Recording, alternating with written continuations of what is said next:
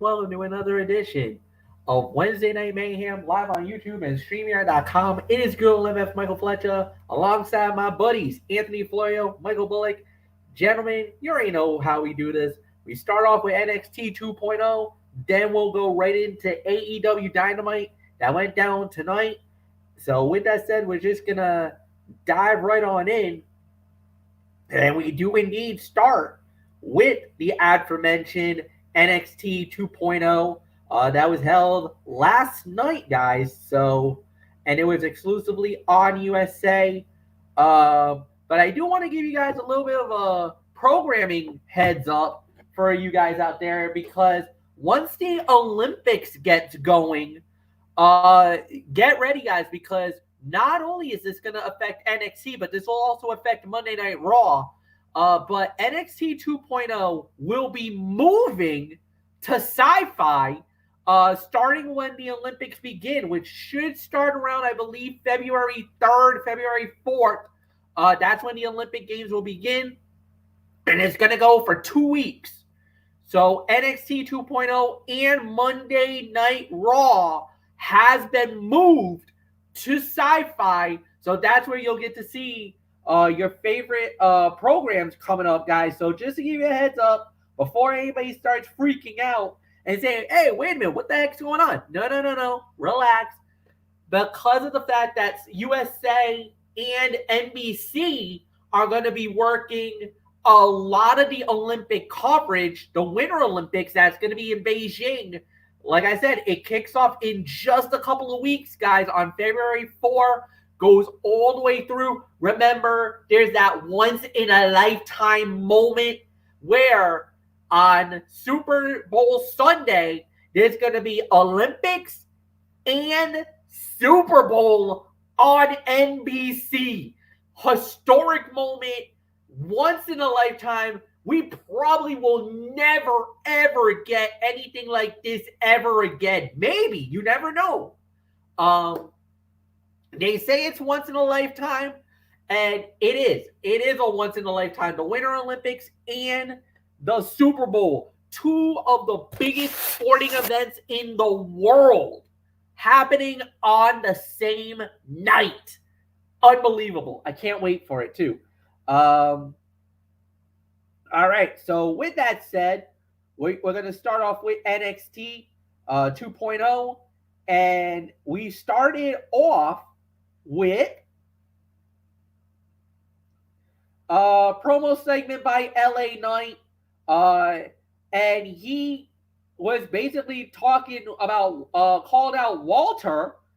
So Walter, LA Knight, I mean, it was a good exchange. I mean, it was solid. LA Knight, really good talker. I don't think there's really much of an argument there. And then, of course, Walter, I mean, you gotta love what you see from these guys as well. It's definitely gonna be very interesting to say the very least. And of course, it will be very awesome to see how this plays out more than anything else. So Walter and LA Knight, interesting story.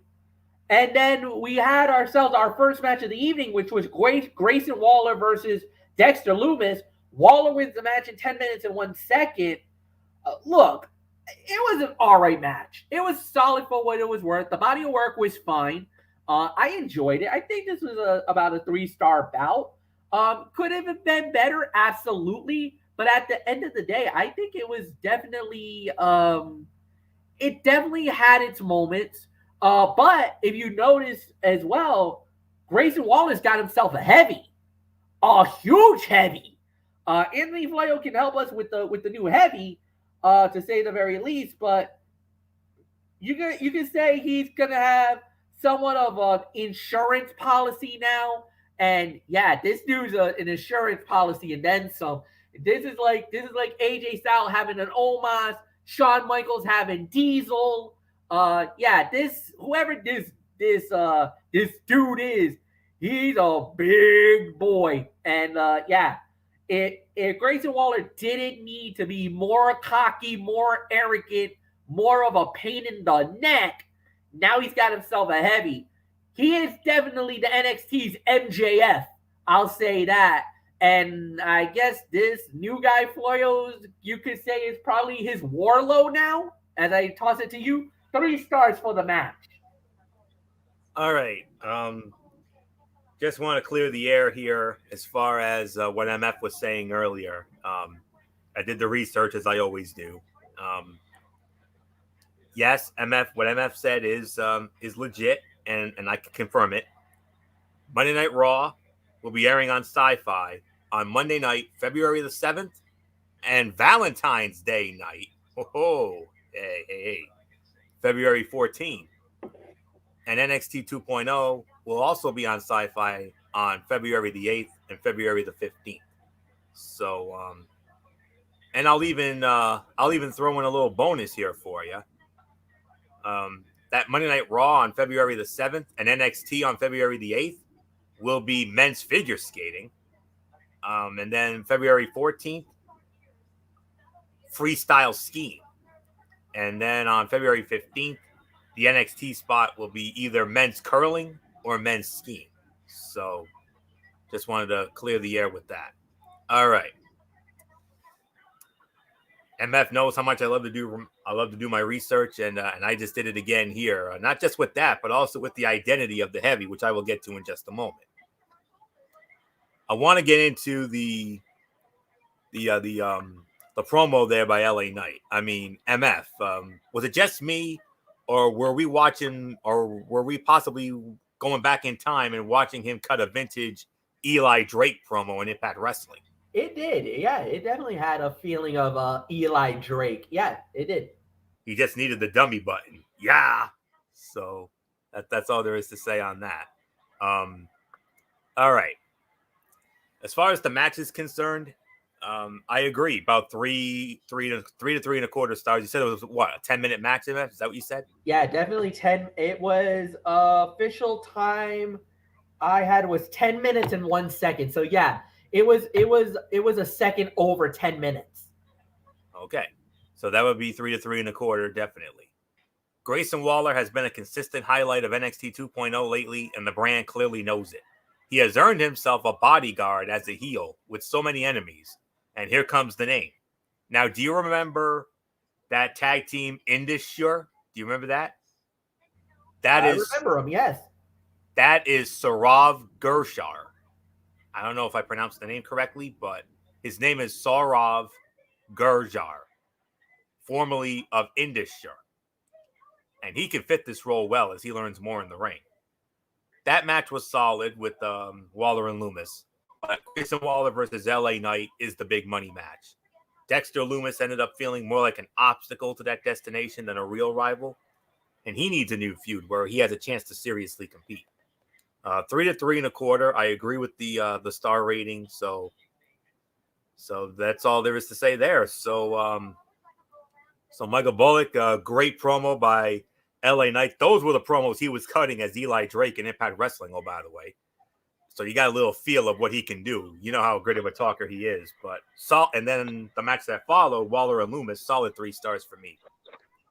Yeah, I mean the promo, like you said, from LA Knight, I thought was spot on, and yeah, I mean it did look like from his days over in Impact Wrestling. So man, I can't wait to see if he can continue to bring it, which I know he will. So yeah, I did, but everybody is looking forward to that big time feud between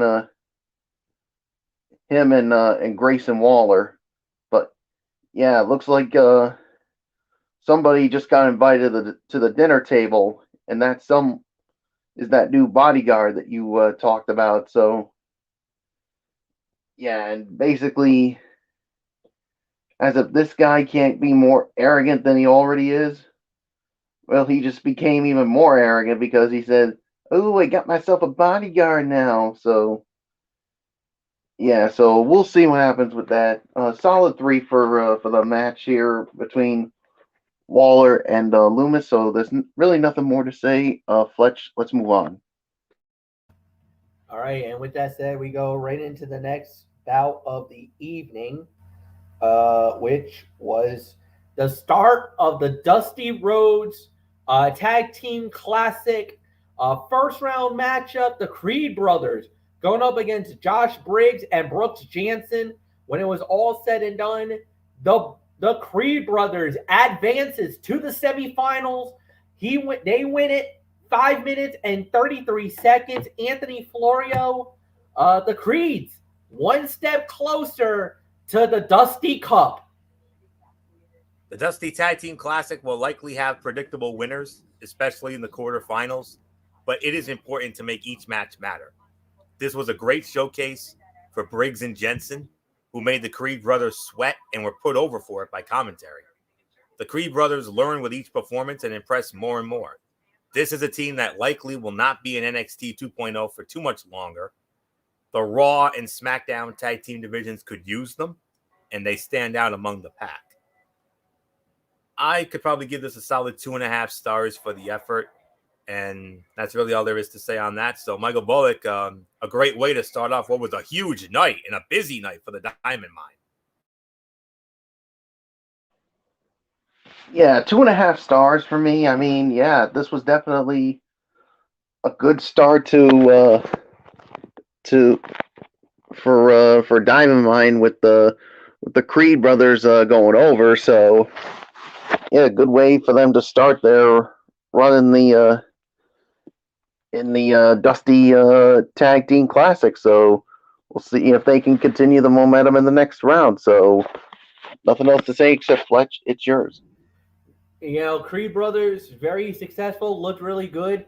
I think they, depending on how the bracket lays out, they could make a deep run, guys. They could actually make it all the way, maybe to the final. I know that's a little bit of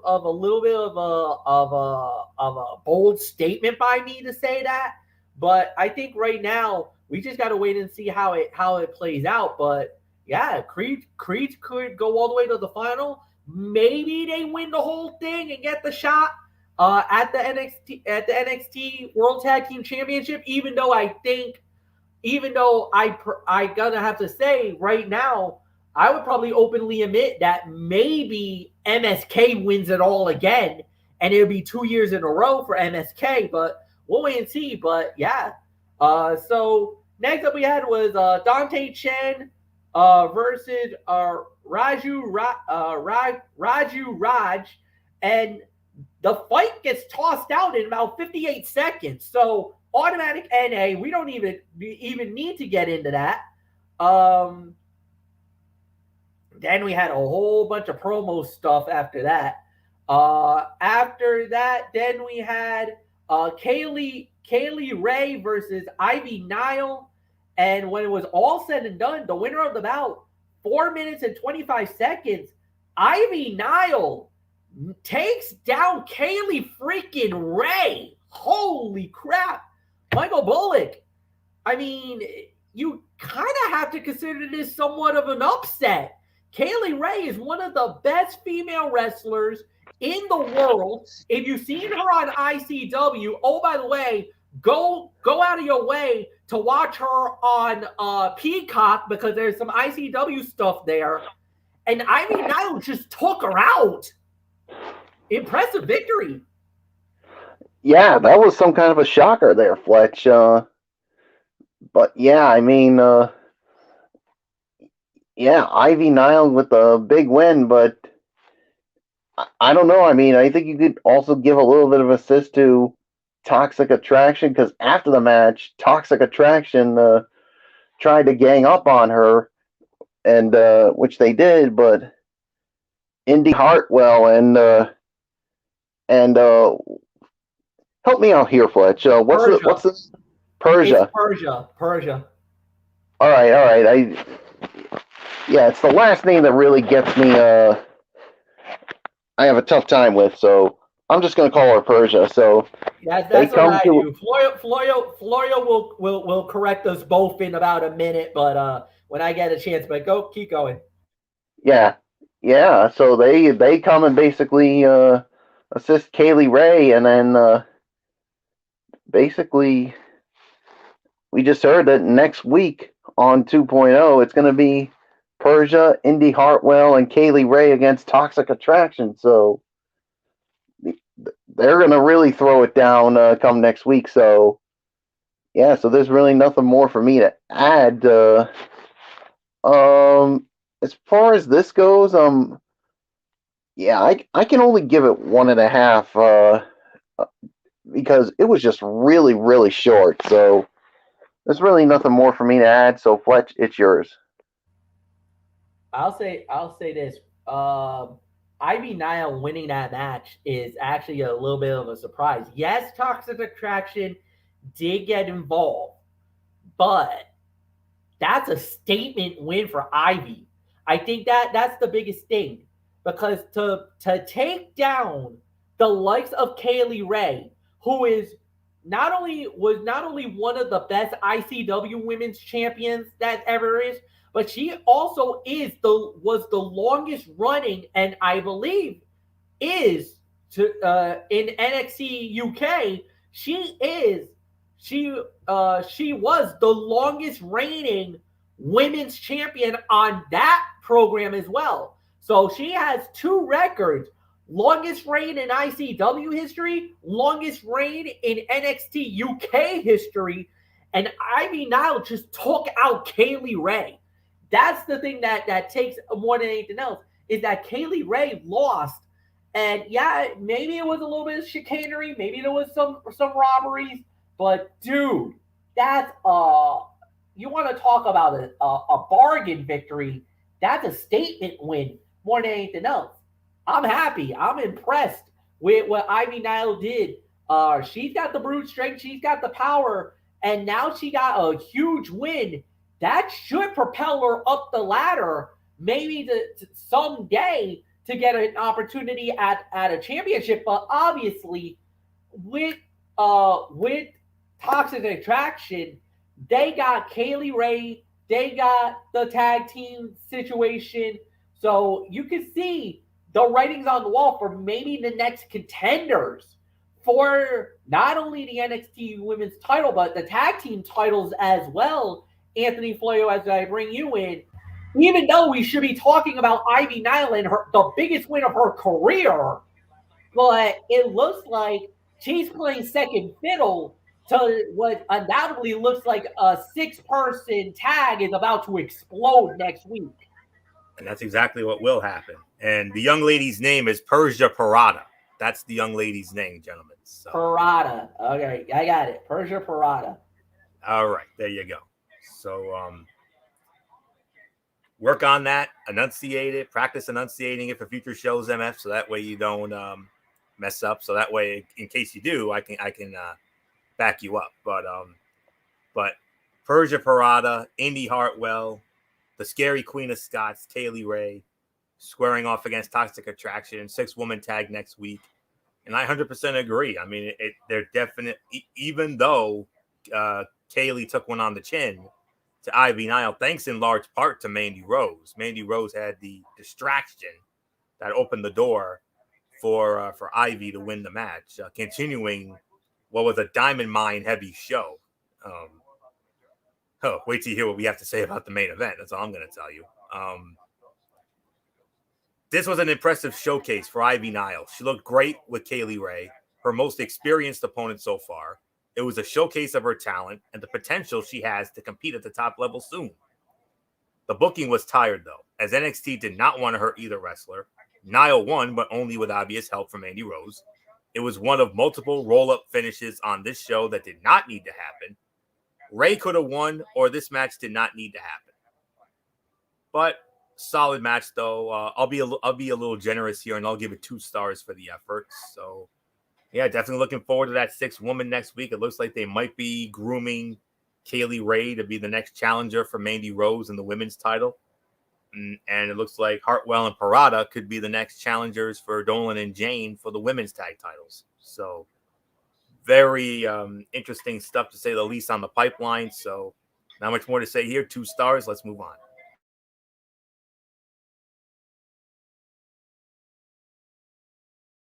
All right, so now we go on to the next matchup, which is it's another one of the Dusty Classic matches. So it was on this one. It was Legado del Fantasma. It was Joaquin Wild, Raul Mendoza, along with Elector Lopez and Santos Escobar. They went up against uh, Idris Enfo and Malik Blade. And when it was all said and done, boys, we got an upset in the first round. Legado del Fantasma falls in round 1. 3 minutes and 17 seconds. Oh my goodness. Okay. Now we always know in the Dusty Classic, upsets tend to happen. There's always one that happens in this tournament where we're like, what? What is this? This is that upset in round 1. Legado del Fantasma is out. What in the world? Are you kidding me? You're going to give it to Blade and Enfo? You're going to give them the shot? You're going to let them go to semis? Are you kidding me? I mean, Joaquin Wild and Raul Mendoza are two of the best. And especially in the tag team division, they're former NXT tag team champions, for heaven's sake. And they're gone. Round 1? Are you kidding me? Ooh. This is gonna be some talk around the water coolers. I know one thing for sure. When I saw this, I fell out of my chair. I couldn't believe it. Because surely I think anybody would have put Legado del Fantasma on that next line, advancing to the semifinals. Florio, I know you're very high on Legado del Fantasma, especially Santos Escobar, but they just fell in the quarterfinals in an emphatic upset of the tournament, and the tournament just started. I believe Vic Joseph put it best when he said, "Bracket Buster." Yeah, and that's what he exactly what it was. This was like one of those dreaded, I don't know, maybe 12-5 upsets that we see every year in the tournament. This had a 12-5 upset feel for me. And we'll probably see that in a couple months when we get to the tournament. But yes. But anyways, this never got to be more than an angle. It was more important that Braun Breaker went after Santos Escobar than fans got to see what these two teams could do together. Malik Blade and Idris Anafi, that's the name. I got you guys, don't worry. It's Idris Anafi. That's the other guy's name with Malik Blade. Let me see. Blade and Anafi keep winning, but they rarely get to show their talent. So this could probably be like a 1 to 1.5 star effort. But we got to think about something else here, guys. But before I get into that, MF, is it just me, or does Malik Blade and Idris Anafi, or MF and Bullock, if you both want to chime in on this, don't you have I don't know why, but I'm getting that 1, 2, 3 kid, Bob Sparkplug Holly Royal Rumble 95 feel. You know where I'm going with that. Are you thinking that they're gonna go all the way and win this tournament? Are you actually thinking? Because that is like, yeah, ultimate underdog story going. But that's the thing. Remember, they won the tournament. They won the tag team titles. So are you going out on a limb here right now? No, sir. Are you? Oh, you're not. All right. No, I'm just asking. Don't they have that 1, 2, 3 kid Bob Sparkplug Holly vibe? It's possible, yes. Because of the underdogness here. Yeah. I mean, that's where I was going at. I'm not saying they're gonna win. I don't think they're gonna win. But if they do, oh yes, then you have to put it. You got to put it up there with 1, 2, 3 kid and Bob Sparkplug Holly at the '95 Royal Rumble when they knocked off Tatanka and Bam Bam Bigelow to win the then vacant tag team titles, although their reign only lasted one night because they lost it to the Smoking Guns the night after on Raw. But look it up on Peacock. It's there. But all of that's there. But now we have something exciting to think about. Another exciting thing on the pipeline here, guys. And I know MF, even though it's Bullock's show, I know MF's going to salivate at the thought of this. Braun Breaker versus Santos Escobar is an exciting possibility that will help solidify the new NXT champion. It is important, though, that Escobar looks like a serious challenger. He's more than earned that respect.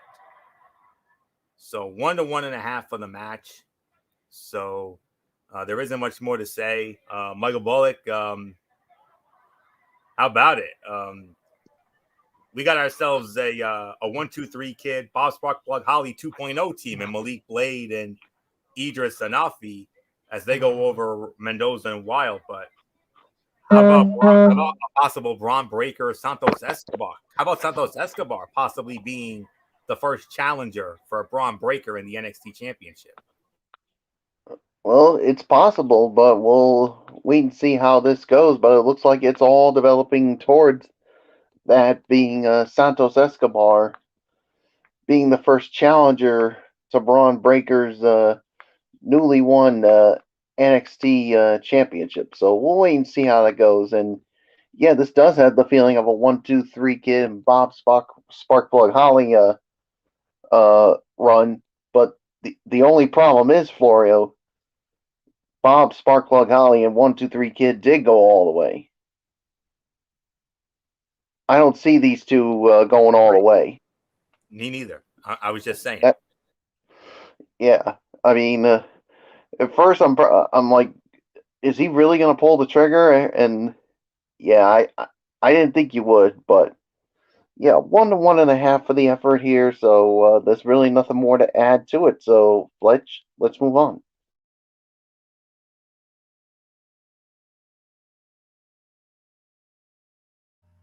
All right, man. All right, guys. So with that said, now we had Dakota Kai. She went up against Ulicia Leon.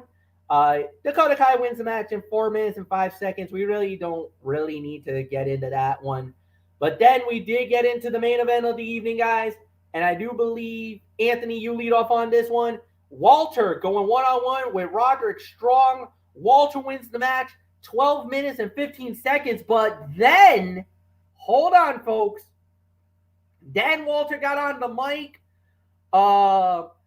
talked a little bit, cut it a promo, and, well, he doesn't want to be called Walter anymore, but now he wanted to be referred as Gunther Stark. Gunther Stark, and that was the name, and that's how the show closed. Now, all right, this is where a lot of people got angry. And I mean, you want to talk about a firestorm of controversy. Kiddies, it's time to go to school, and welcome to the classroom for a moment. Now, you're wondering, Gunther Stark, Stark, what's this about? What? Okay, guys, Gunther and his association is that I believe he was either a lieutenant or a general for Adolf Hitler's Nazi Germany back in World War I. And that's where the name derives. This is where a lot of people started attacking WWE immediately from that, because of that name. However, WWE has double backed as of now, and we're only going to refer to him from now on as just Gunther, not Walter, Gunther. So that's what the name is from. Anthony Florio, with the name and not, because I know you're going to have a few choice words about the name itself. However, I think we can all agree this was fight of the night. This was an amazing match. And just give me your thoughts on everything else after that. Of course, it was the fight of the night. 3 3/4 to 4 stars. Roderick Strong versus Walter was everything it promised to be. Strong pushed the ring general without ruining any of his mystique. It was clear that both men are among the best in NXT, and they brought out all that they could to this ferocious main event. Diamond Mine versus Imperium can be a very interesting feud, especially if it leads to Imperium adding a female member. The group needs a fresh face, and this feud has plenty of legs, even if Walter is always going to be the higher priority over Strong. Walter did make a quick announcement that is concerning. It looks like WWE has officially changed his name to Gunther. This is the final stage in his move to WWE full time, and it will take some time to get used to. Now, we don't have all night to go over to really dive into this whole thing, but it definitely does have a concerning vibe to it. But it wouldn't be the first time that WWE has gone the controversy route. I mean, Eric Bischoff many years ago wrote a book called Controversy Creates Cash, and well, we'll have to wait and see what this particular controversy will do. But I mean, I'm more about the performer himself and his outstanding abilities. I'm not at all, I'm not one who, makes a big stink about a certain name. So even if the name, is, even though the name definitely does have controversial ties to it, but, we'll have to wait and see. But on a much more positive note, this was the fight of the night. No big surprise. We knew it would be going in. 3 3/4 to 4 stars. This was the fight of the night, hands down. So, not much more to say. Michael Bullock, what do you make of all this?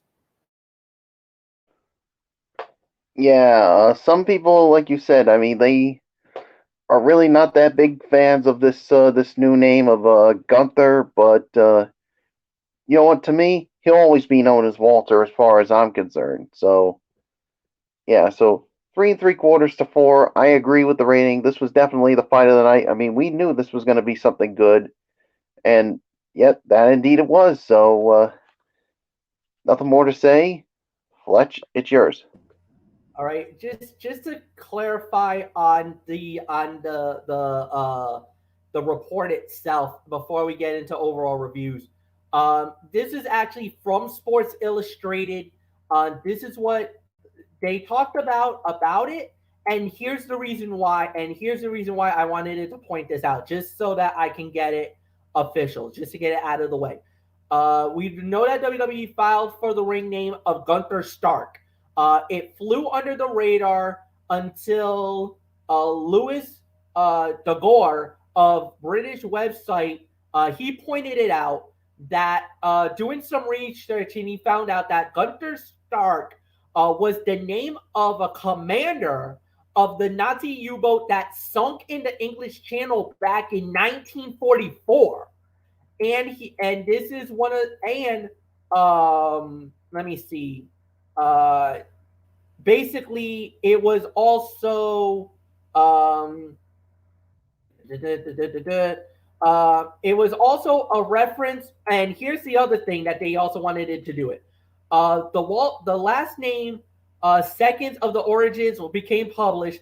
It's not because of any anti-Nazi adjustment imagery of Imperium, but Bartel, who's from Germany, also deleted the phrase Imperium over everything, as it was a reference to a reference of the first verse of the German national anthem since the end of World War II, and the third verse that had been sung as a national anthem. So basically, what it is really Imperium. You never know what was going down, but yeah, Gunther was a commander when the Nazi U-boat sank in the English Channel, and he was a part of the crew.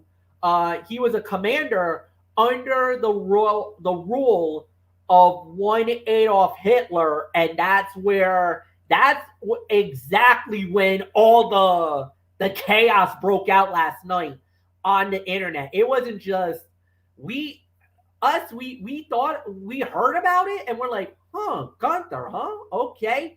But then we heard this hugabaloo and we're like, what is going on? The research was done, and that's when we're like, oh, WWE, this could be interesting. But the thing is, Anthony, you said it best. Controversy equals cash. And what's the one thing that we're talking about? We're talking about Walter's name. For good or for bad, we're talking about it. And that's the name of the game in professional wrestling nowadays. Who's got the lasting impression? Who's got that lasting image for us to talk about on that night? And trust me, we were definitely talking about the Walter thing last night. So, Michael Bullock, it's yours. Overall review, and then we'll get into AEW.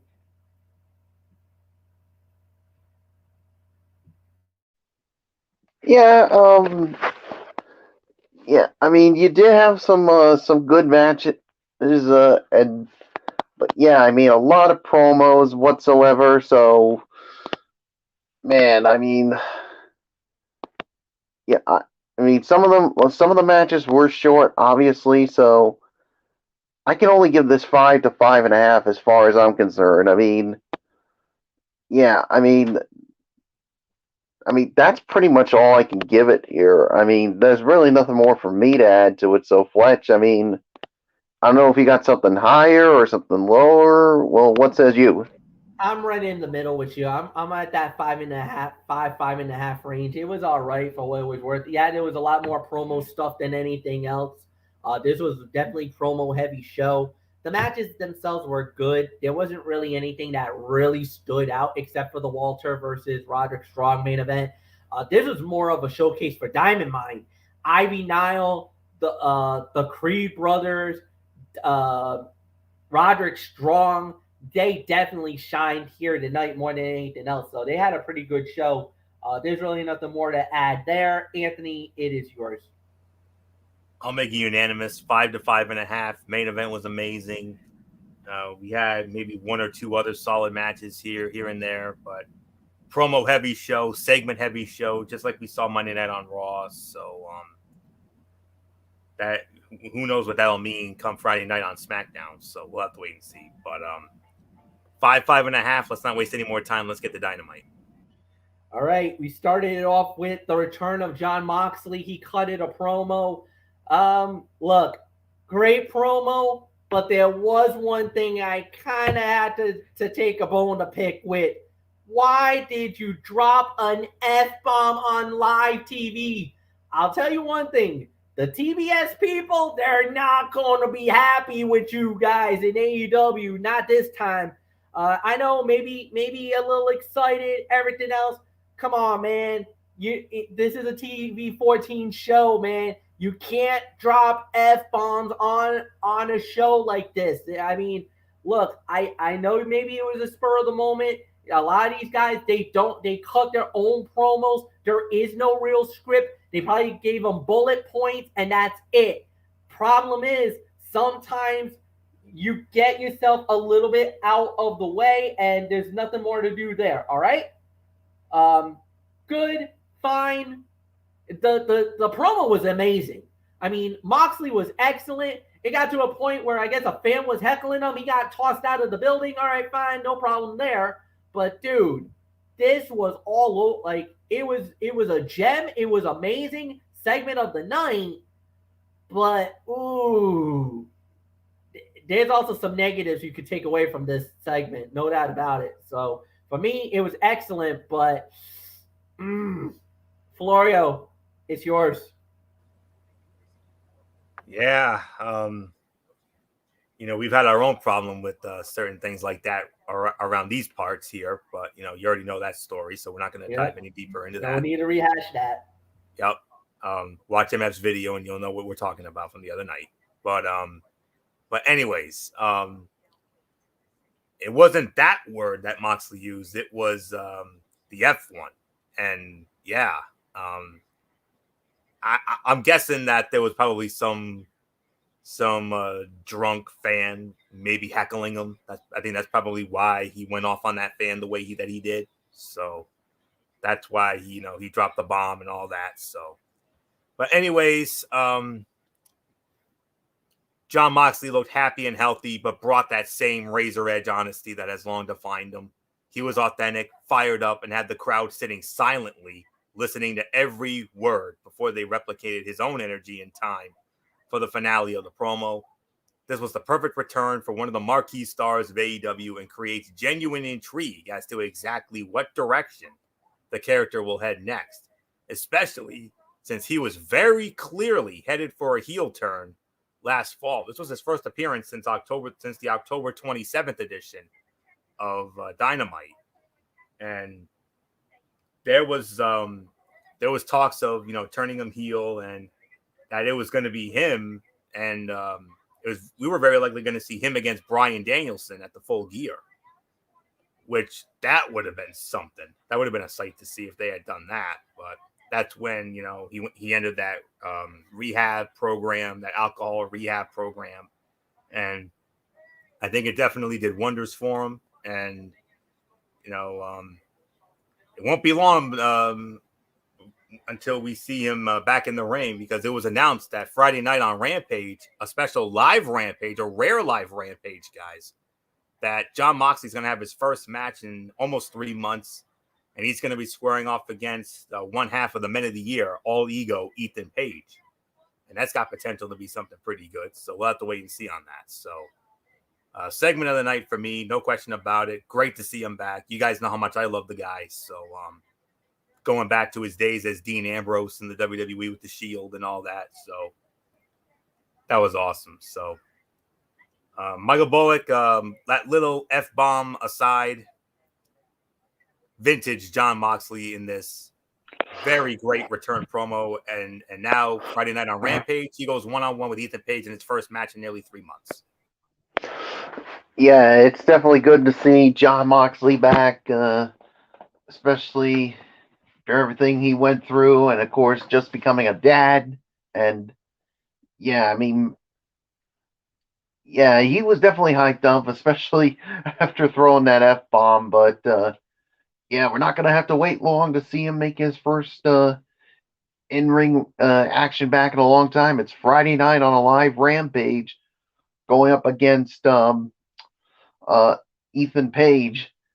So yeah, I mean, you'll have to deal with him, and I am hoping and praying that Dan Lambert's at ringside, because I want to see Jon Moxley unleash hell on this piece of crap, Dan Lambert. So I know that's wishful thinking, but that's what I'm hoping for. I hope Jon Moxley does unleash hell on him. So nothing more to say. Let's move on. All right, first fight of the night, and it's a big one, guys. This was highly publicized, highly anticipated. The mixed tag team match. Freshly squeezed Orange Cassidy and the Alien. Chris Statlander going up against Adam Cole and Dr. Britt Baker, DMD. Adam Cole, baby, and Dr. Britt Baker, DMD, wins the match. 14 minutes, 30 seconds. Anthony Florio, it's yours. Fight of the night, no question about it. I'm going to give this 3 3/4 to 4 stars. I mean, this was a hell of a match to kick things off. Chris Statlander is an elite talent and proves it every time she is in the ring. Her chemistry with Dr. Britt Baker is strong as well, as we have witnessed in previous matches. Their work here was great, and never once did they look out of place sharing the stage with two legitimate stars in Orange Cassidy and Adam Cole. Everything about this was great, and even though the crowd reactions were few and far between early, the action built and built before crescendoing, and the crowd's investment built right along with it. The outcome was the right one, but Cassidy's involvement and Baker bumping through the table will almost certainly ensure we get one more match between Cole and Freshly Squeezed. given what we saw here, that would not be a bad thing. That would hardly be a bad thing. And guess what? We're going to get that match, guys, next week as part of the beach bash or whatever they call it, that beach break show or whatever it is. That will be at the University of Cleveland next week, Cleveland State University. That beach break show. Adam Cole versus Orange Cassidy. Lights out rules. OMF, you know all about this now, don't you? That's what we're going to get come next Wednesday night with those two. So not much more to say. 3 3/4, teetering on 4 stars. This was the fight of the night. No question about it. So Michael Bullock, the match lived up to the hype. But how about it? Next week, Adam Cole and Orange Cassidy on that Beach Break Dynamite in Cleveland. Lights out rules. Oh, boy. Yeah, we know what the lights out rules is, and for those of you who don't know, we'll let Fletch talk about it when we get to him. But man, I cannot wait to see how that goes down. But 3 3/4 to 4 stars. This was definitely the fight of the night, hands down. I mean, we knew this was going to be something good when you got Orange Cassidy and Chris Statlander and Adam Cole and Dr. Britt Baker in there. So there's really nothing more for me to add to it. So Fletch, it's yours. Lights out rules, guys. It's like the equivalent of Last Man Standing. If you remember Dr. Britt Baker, DMD versus Thunder Rosa, that is where you get the lights out rules. It's basically no pinfall, no submission, no count out, no disqualifications, no hold barred. Anything goes in lights out. And basically, it's the equivalent of Last Man Standing. The first person that cannot answer the count of 10 loses the match. And if you thought Dr. Britt Baker versus Thunder Rosa was bad, this one could be even worse. Between Baker and the alien Chris Statlander, this could get very bad. Very interesting to see next week. So that's the equivalent of lights out. And yes, I agree. 3.5 stars. Fight of the night. No doubt about it. Excellent match. So next up we had was CM Punk versus Shawn Spears. Punk wins the match in 11 seconds. What?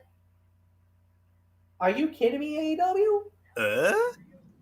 11 seconds? Really, boys? Between two great talents, between two top talents, and a match that could have had the potential to be a banger. No, not honey. Yeah, absolutely not. No, I would say that. And trust me, I love Punk, and I also love Shawn Spears. These are two guys I respect. But why would you do that? Now, I know you want to make Punk wicked strong against MJF, but why would you punish Shawn Spears like that? What did Spears do to tick off the AEW brass to get buried in 11 seconds, man? This is like, I hate to say this is like Golden Shovel burial, Cody Rhodes style. Was he the producer on that segment? That's all I gotta say about that. I mean, dude, whoa, what the hey? All right, next up, yeah, we had a promo by Cody Rhodes, no problem with that. After that, we had a tag team match as it was the Varsity Blondes going up against Malachi Black and Brody King. Malachi Black and Brody King wins the match in 2 minutes and 25 seconds. Now, Bullock, it's up to you, my friend. If you guys want to talk about it, we can. If you don't, then we could just move on along. No problem. I don't think there's anything worth getting into. I don't know about you, Bullock. Okay. Bullock? I think the silence... Spawn. Move on. All right. I had a feeling. Next up we had was Frankie Kazarian versus Lance Archer. Lance Archer wins the match in 9 minutes. Bullock, I'll give it to you on this one. 2.5 for the 2.5 for the effort here. I mean, this is a fine match. I mean, this was actually Lance Archer's first match back in a long time, and you know what, guys? I mean, it was good to see Jake the Snake Roberts back. I mean, he went through some health problems. I think it was COVID. Was it, Fletch? It was COVID. Yep, I can confirm. Yep. Yeah, it was just good to see him back. But I mean, the only thing is, why do these two have to associate themselves with Dan Lambert? I mean, I thought these two were fine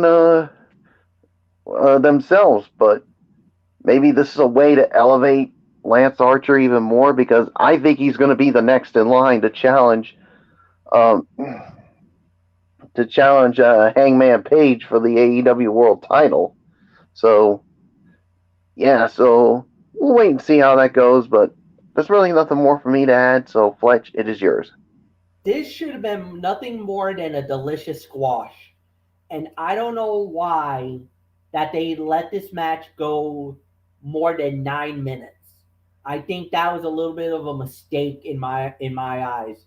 This should have been a one-sided beatdown of Lance Archer destroying Frankie Kazarian to make the Murder Hawk Monster a dangerous threat to the AEW World Heavyweight Championship. I kind of feel like for Kazarian to get some offense in the match almost diminishes it a little bit. And I totally agree with Michael Bullock. I don't think the Dan Lambert thing, I get why they're doing it, because Lambert was the one that kind of talked to, Archer to saying that, hey, this is your moment. You should rise up. You could be a world champion here. And he used that motivation to do what he did. But at the end of the day, I don't think it really matters, because Archer and Jake the Snake is a bona fide team, man. When they were together, it's absolutely amazing. I mean, it's kind of one of those things where Archer would just grab somebody, toss them around, and Jake is just like, it's sometimes you feel bad sometimes. And I remember the times when he was on Dark Elevation or on regular Dark, and Jake was on commentary. And Jake, there was one time where I guess Archer promised Jake, "Oh, there's a brand new move. I'm gonna do a brand new move, something like that." And Archer was going through the repertoire, and Jake's like, "Is this a move? Is this a move?" And he's like, "Archer fooled me. He lied to me." And I remember Taz is like, "Well, what are you going to do about it?" He's like, "Well, I can't really do anything about it. I mean, he's like, I don't know if he's going to listen to me. So sometimes there was a couple of times where Archer grabs his opponent, he'll bring him to the ring or toss him around, and Jake sometimes is just like, "Oh man, why are you doing this to this poor kid, man? What did he do to you?" So I remember one time Jake admitted it, that he did something to Archer. I think he didn't give him dinner or something like that, or he ate his dinner, like deliberately ate his dinner. So Archer was in a really ticked off mood. Hey, just like that song says, everybody dies. That's what I see with Lance Archer. Every time I hear that music, man, I know someone's gonna die tonight. And sure enough, poor Frankie Kazarian was victimized. So nothing more to say. Florio, it's yours. Yeah. All right. Now, as far as this match is concerned, I 100% agree. It should have been a delicious squash. The time for this match should have gone to the Punk and Spears match. That's what should have happened. They transposed it. Punk and Spears should not have been a delicious squash. This should have been, even though it is Frankie Kazarian. longtime journeyman from Impact Wrestling and the whole 9 yards. But Lance Archer has not been around for a while, and Frankie Kazarian has been so intermittently utilized on Dynamite and Rampage that their match had a tough time getting the fans involved. Eventually, they did warm up, and there was definitely some heat for Archer the later the match went. But it still served as evidence that Tony Khan and AEW have some work to do in heating the heel up in time for a future world title match with Hangman Adam Page. Hangman remains super over with the fans, and a lot of that can be attributed to the attitude and energy he brings to his performance. The entire segment, match, whatever you want to call it, was elevated through his presence, something only genuine stars can claim. That bodes well for Page and AEW moving forward. 2.5 to 3 stars. That's really the best we can go on that. Did Bullock go or did Bullock let off? Oh, Bullock let off. All right. I just wanted to be sure as always. So yeah, no. All right. So 2.5 to 3 stars. Long story short, MF, the time for this match should have gone to Punk and Spears. This should have been a delicious squash. Yeah, next up we had was Serena Deeb versus Sky Blue. Serena Deeb wins the match in 2 minutes and 55 seconds. All I'm going to say about this is that this was a good showcase victory for Serena Deeb. Nothing more to say. Done. We move on. Off to the main event we go, as it was the Acclaim versus Sting and Darby Allin. Sting and Darby Allin wins the match in 9 minutes and 20 seconds, which was fine for what it was worth. Definitely a good main event. It could have been a lot more better than what it was, but at the end of the day, it was solid for what it was worth. Big win, nice match. Really nothing more to add. So yeah, great main event. I really got nothing more to add, and that's it. So at the end of the day, this is about maybe another 2.5, 3-star match. Solid main event. So yeah, Anthony, it's yours. Agreed. 2.5 to 3 stars. Sting returned to the city in which he defeated Hulk Hogan for the WCW World Heavyweight Championship in the controversial main event of WCW Starrcade 1997, and proceeded to turn in a hell of a passionate performance. I cannot stress this enough, guys. At 62 years old, let me say that again, 62 years old, there has never been a single instance in his WWE or AEW runs in which fans questioned his love for the industry. He was excellent here, firing up at the right time, almost in defiance of the united front of Anthony Bowens and Max Caster. Darby Allin exploding back onto the scene, I hate to say it, but a la Super Cena, was a great touch. And his pinfall on Bowens seemingly puts an end to the feud. So where does that leave Darby Allin and Sting going forward? It's unclear, but that isn't a bad thing. That Allin was brought up in the vignette announcing the merger between Andrade and the Hardy family office suggests he and the Icon may find themselves targeted by Private Party, Butcher and the Blade, or even Matt Hardy and Andrade El Idolo. Some intriguing possibilities moving forward. So 2.5 to 3 for the effort. There's nothing much more to say. Michael Bullock, I can't stress this enough. Sting at 62 years old taking bumps like that? What? Yeah, I don't think any of us saw this coming from Sting, and basically, it's just unbelievable a little bit.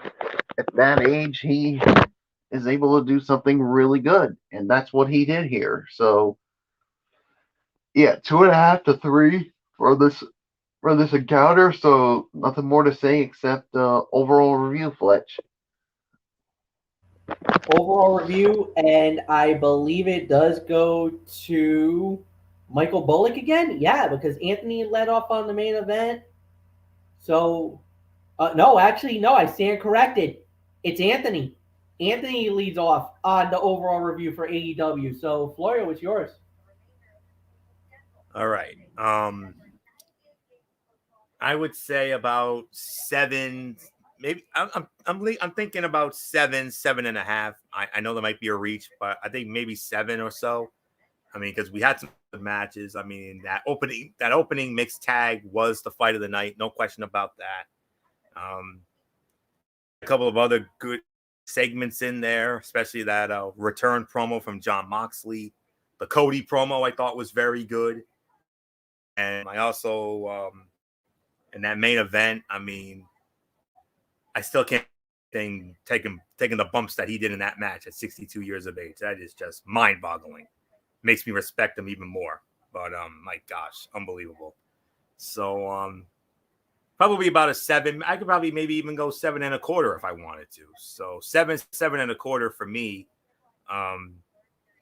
That's really all there is to say. We got some very exciting stuff going on next week. I mean, Adam Cole and Cassidy in that Lights Out match. You got Chris Jericho, Santana, and Ortiz against in 2.0. And Sammy Guevara and Cody Rhodes are going to determine the undisputed TNT champion in a ladder match. If that doesn't steal the damn show, I don't know what will. Although that Lights Out match is going to be right up there with it. So definitely looking forward to the show on next Wednesday night, the Beach Break show. So there isn't really much more to say here. So 7 1/4 for me. Michael Bullock, your thoughts?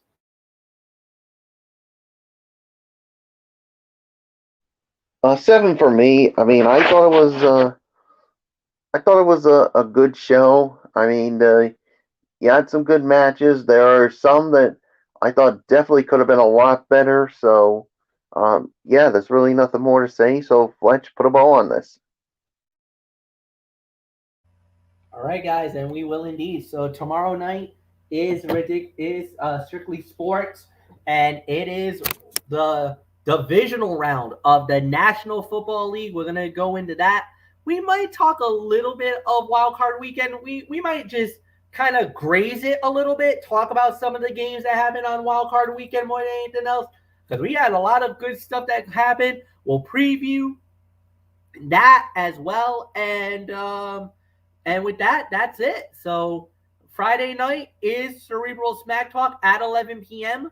as it will be SmackDown Live, and we will talk about AEW Rampage, a live episode of Rampage, and then we started on Monday, and guys, it is Royal Rumble week. That's right. We will be setting up for the 35th Royal Rumble event. That'll go down on Saturday night. It'll culminate on Saturday night. So what we'll do is we'll do it like this. Ridiculously Raw Monday. We'll go through that. Wednesday Night Mayhem.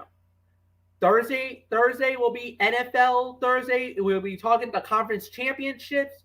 And Anthony, isn't it All-Star Weekend as well for the NHL at that point too? Is it NHL All-Star Weekend? No, that's the following week. The following week. Okay. So I'll stand corrected on that. We'll hold that off. And then on Friday, Cerebral Smack Talk, and I guess you could say our Royal Rumble preview. Saturday is Royal Rumble. Sunday is the recap for Rumble. So Royal Rumble recap Sunday night. We'll do that. We'll probably do that at 10 o'clock, and we'll set that there, and we'll give you our thoughts and opinions on the Royal Rumble, because obviously we won't do it on Saturday night because we'll be watching the event. So with that said, that's how the layout goes for this week. We'll see you guys tomorrow night for the NFL action. For Anthony Floyo, for Michael Bullock, I'm Michael Fletcher. Have a good night, everybody, and we'll see you tomorrow night.